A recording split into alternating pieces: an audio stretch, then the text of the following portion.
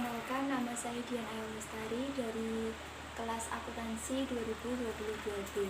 Di sini saya mau mereview tentang bab pertama pada mata kuliah pengantar akuntansi, di mana bab pertama tersebut berjudul pengantar akuntansi dan perusahaan. Perusahaan atau bisnis merupakan suatu organisasi di mana sumber dasar atau input seperti bahan baku dirakit dan diolah untuk menghasilkan atau menyediakan output atau barang atau jasa kepada para pelanggan. Tujuan dari kebanyakan perusahaan atau usaha tersebut yaitu untuk menghasilkan laba atau profit.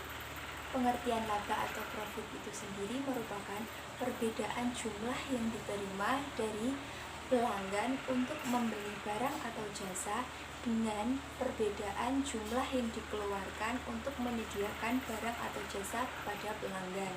Konsep entitas bisnis atau business entity concept adalah asumsi dasar akuntansi keuangan, karena konsep ini memisahkan data ekonomi dalam sistem akuntansi ke data yang berhubungan langsung dengan aktivitas perusahaan atau aktivitas usaha.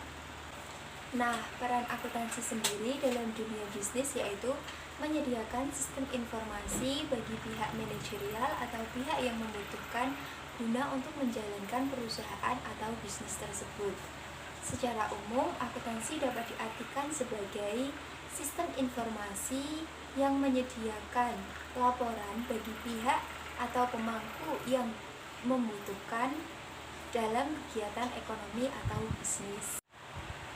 Area atau pihak akuntansi yang menyediakan untuk kepentingan internal dinamakan akuntansi manajerial atau akuntansi manajemen. Sedangkan area untuk penyedia informasi bagi pemangku kebutuhan eksternal dinamakan dengan akuntansi keuangan. Jadi, dalam penyampaian informasi tersebut, akuntan juga harus memiliki etika agar laporan yang disampaikan dapat terpercaya.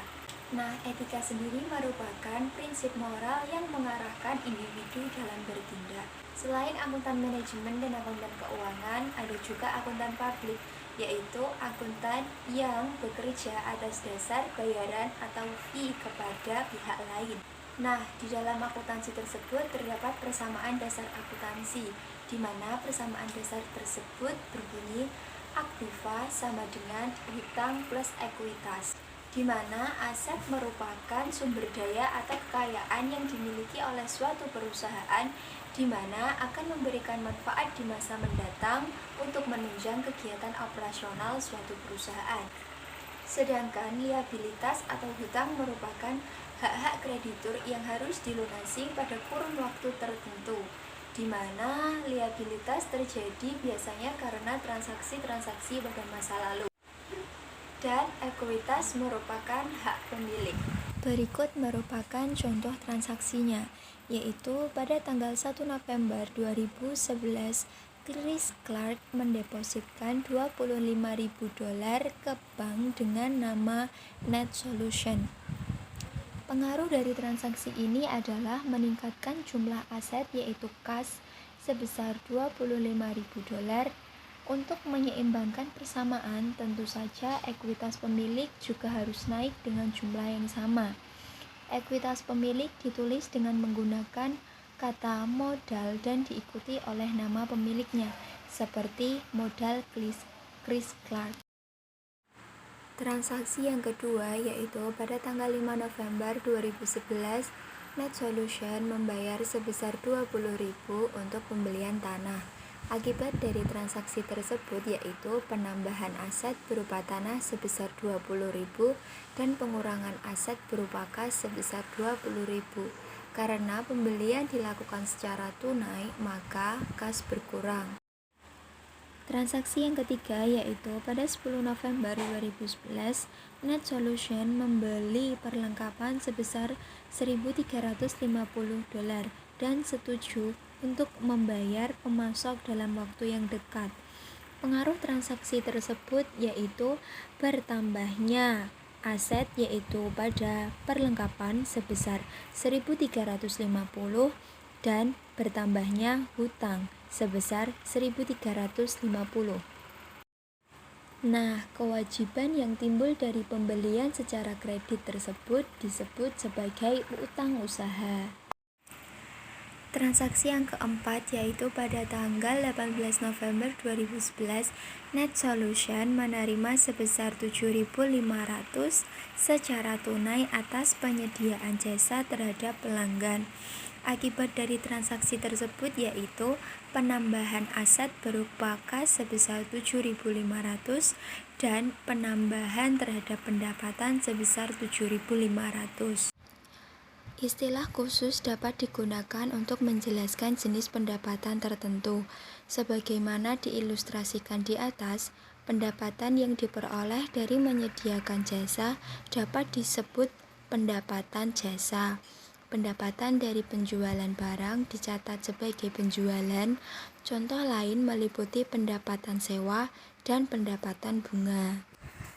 Nah, selain mendapatkan uang pembayaran pada saat jasa diberikan atau barang dijual, perusahaan juga dapat menerima pembayaran jasa di masa yang akan datang. Hal tersebut dinamakan sebagai piutang usaha, yaitu merupakan klaim terhadap pelanggan. Piutang usaha merupakan aset dan pendapatan diakui seolah-olah kasnya sudah diterima.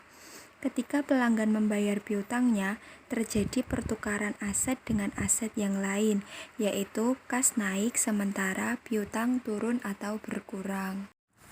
Transaksi berikutnya yaitu pada 30 November 2011, Net Solution membayar beban pada bulan tersebut, yaitu gaji sebesar 2.125, sewa 800, dan utilitas 450 serta beban lain-lain 275.000.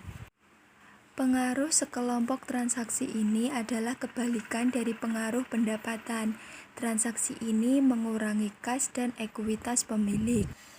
Akibat dari transaksi tersebut yaitu bertambahnya beban gaji sebesar 2.125, beban sewa 800, beban utilitas 450, dan beban lain-lain 275. Untuk menyeimbangkan persamaan tersebut, maka aset berupa kas berkurang sebesar jumlah beban yang dibayarkan, yaitu 3.650. Nah, itulah beberapa contoh transaksi bisnis dan persamaan akuntansi. Sekian dari saya, terima kasih.